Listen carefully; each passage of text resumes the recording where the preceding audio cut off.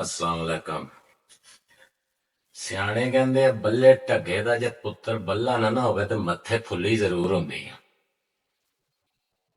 ਤੇ ਇਸੇ ਤਰ੍ਹਾਂ ਹੀ ਤੁਸੀਂ ਪੂਰੇ ਪਾਕਿਸਤਾਨ 'ਚ ਨਜ਼ਰ ਮਾਰ ਕੇ ਦੇਖ ਲਓ ਤੇ ਜਿਹੜਾ ਨਾ ਤੁਹਾਨੂੰ ਕਸਾਈ ਬੜੇ ਸੰਭੇ ਹੋਏ ਸੁਥਰੇ ਜਵਾਨ ਨਜ਼ਰ ਆਉਣਗੇ ਵੀ ਜਿਵੇਂ ਮਾਸ਼ਾਅੱਲਾ ਸਾਰੇ ਪਾਕਿਸਤਾਨ ਦੀ ਖੁਰਾਕ ਹੀ ਇਹਨਾਂ ਨੂੰ ਲੱਗੀ।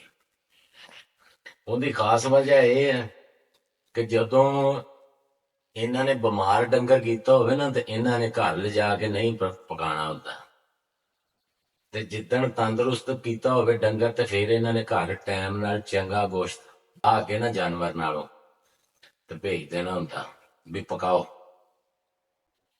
ਤੇ ਜਿਹੜਾ ਨਾ ਕੋਈ ਮਾੜਾ ਬੰਦਾ ਇਹਨਾਂ ਕੋਲੋਂ ਪਾਈਏ ਵਾਲਾ ਅੱਧਾ ਕਿਲੋ ਵਾਲਾ ਕੋਈ ਕਿਲੋ ਵਾਲਾ ਜਾ ਕੇ ਗੋਸ਼ਤ ਮੰਗ ਲਵੇ ਨਾ ਤੇ ਇਹ ਦੇਖਦੇ ਬੰਦੇ ਵੱਲ ਉਂਝ ਆ ਵੀ ਜਿਵੇਂ ਇਹਨਾਂ ਦੀ ਪੁੱਠ ਦਾ ਗੋਸ਼ਤ ਮੰਗ ਲਿਆ, ਜਿਵੇਂ ਇਹਨਾਂ ਦੀ ਆਪ ਦੀ ਪੁੱਠ ਦਾ ਗੋਸ਼ਤ ਮੰਗ ਲਿਆ। ਉਹਨੂੰ ਵਿਚਾਰੇ ਨੂੰ ਪੱਲੇ ਛਿਛੜੇ ਅੱਗੇ ਪਿੱਛੇ ਕੋਈ ਜਿਹੜਾ ਨਾ ਪਾ ਕੇ ਤੇ ਵਜ਼ਨ ਪੂਰਾ ਕਰਕੇ ਫੜਾ ਦੇਣਦੇ। ਤੇ ਜੇ ਕੋਈ ਆਈ ਵੇ ਸੇਠ ਚੌਧਰੀ ਤੇ ਫੇਰ ਬੜੇ ਚੌਕਸ ਹੋ ਜਾਂਦੇ ਆ, ਫਿਰ ਨਾਲੋਂ ਹਿੱਸਿਆਂ ਦੇ ਲਾ ਕੇ ਜਿਹੜਾ ਨਾ ਤੇ ਚੰਗਾ ਗੋਸ਼ਤ ਫਿਰ ਜਿਹੜਾ ਨਾ ਦਿੰਦੇ ਉਹਨਾਂ ਨੂੰ ਵੀ ਚੌਧਰੀ ਸਾਹਿਬ ਫਿਰ ਗੋਸ਼ਤ ਬਣਾਉਂਦੇ ਵੀ ਆ, ਬਣਾ ਕੇ ਤੇ ਗੱਡੀ 'ਚ ਰੱਖ ਕੇ ਵੀ ਆਉਂਦੇ ਆ।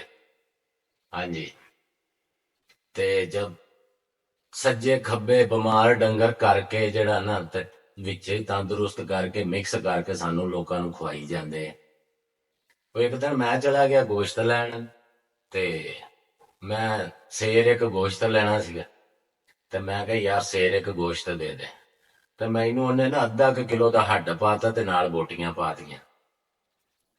ਤੇ ਮੈਂ ਕਿਹਾ ਯਾਰ ਵੀ ਮੈਂ ਘਰ ਪਕਾਉਣਾ ਤੇ ਤੂੰ ਇਹਨੂੰ ਜਿਹੜਾ ਆਪਣਾ ਮੈਨੂੰ ਗੋਲ ਬੋਟੀਆਂ ਦੇ। ਉਹਨੇ ਕਿਹਾ ਮੜਕਣੀ ਹੱਡੀ ਆ, ਬੜੀ ਸੋਹਣੀ ਹੱਡੀ ਆ, ਇਹ ਮੜਕਣੀ ਬੋਟੀ ਆ ਤੇ ਲੈ ਜਾ ਤੂੰ ਇਹਨੂੰ। ਮੈਂ ਕਿਹਾ ਯਾਰ ਮੈਨੂੰ ਗੋਲ ਬੋਟੀਆਂ ਦੇ ਦੇ ਤੇ ਨਾਲੇ ਮੈਨੂੰ ਕਹਿੰਦਾ ਕਿ ਮੈਂ ਤੇਰੇ ਸਾਹਮਣੇ ਚੂਸ ਕੇ ਦਿਖਾ ਦੇਣਾ, ਚੱਬ ਕੇ ਦਿਖਾ ਦੇਣਾ। ਮੈਂ ਕਿਹਾ ਯਾਰ ਤੂੰ ਚੱਬ ਲਾ, ਚੱਬ ਕੇ ਤੇ ਮੈਨੂੰ ਤੂੰ ਗੋਲ ਬੋਟੀਆਂ ਦੇ ਦੇ।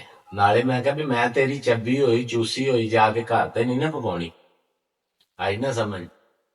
ਤੇ ਉਹ ਇਸੇ ਤਰ੍ਹਾਂ ਜਿਹੜਾ ਨਾ ਰੱਬ ਦੇ ਕਹਿਰ ਤੋਂ ਡਰੋ ਯਾਰ। ਕਸਾਈ ਭਰਾਵਾਂ ਵਾਸਤੇ ਅਪੀਲ ਆ, ਰੱਬ ਦੇ ਕਹਿਰ ਤੋਂ ਡਰੋ, ਮਰਨਾ ਵੀ ਹੈ ਕੱਲ ਨੂੰ, ਗੁਨਾਹ ਨਾ ਕਰੀ ਜਾਓ, ਹਲਾਲ ਗੋਸ਼ਤ ਦਿਆ ਕਰੋ, ਹਰ ਬੰਦੇ ਨੂੰ ਤੰਦਰੁਸਤ ਗੋਸ਼ਤ ਦਿਆ ਕਰੋ। ਤੇ ਇਸੇ ਤਰ੍ਹਾਂ ਇੱਕ ਦਿਨ ਨਾ ਮੌਲਵੀ ਸਾਹਿਬ ਨੂੰ ਜਾ ਕੇ ਕਸਾਈ ਸਾਹਿਬ ਪੁੱਛਦੇ ਆ ਵੀ ਮੈਂ ਨਾ ਘਰ ਗਿਆ ਤੇ ਮੇਰੀ ਜਨਾਨੀ ਜਿਹੜੀ ਰਜਾਈ 'ਚ ਪਈ ਸੀ ਤੇ ਉਹ ਲੈਟਾਂ ਮਾਰੇ। ਤੇ ਮੌਲਵੀ ਸਾਹਿਬ ਕਹਿੰਦੇ ਉਹ ਜਾ ਚੱਲਿਆ, ਉਹ ਲੈਟਾਂ ਨਹੀਂ ਸੀਗੀਆਂ, ਨੂਰ ਦੀਆਂ ਲਾਟਾਂ ਨਹੀਂ ਸੀਗੀਆਂ, ਉਹ ਜਿਹੜੇ ਸੀ ਨਾ ਤੇਰੀ ਜਨਾਨੀ ਰਜਾਈ ਦੇ ਵਿੱਚ ਮੂੰਹ ਕਰਕੇ ਤੇ ਮੋਬਾਈਲ ਚਲਾ ਰਹੀ ਸੀ। ਏਡਾ ਸਿਆਣਾ ਨਾ ਬਣ।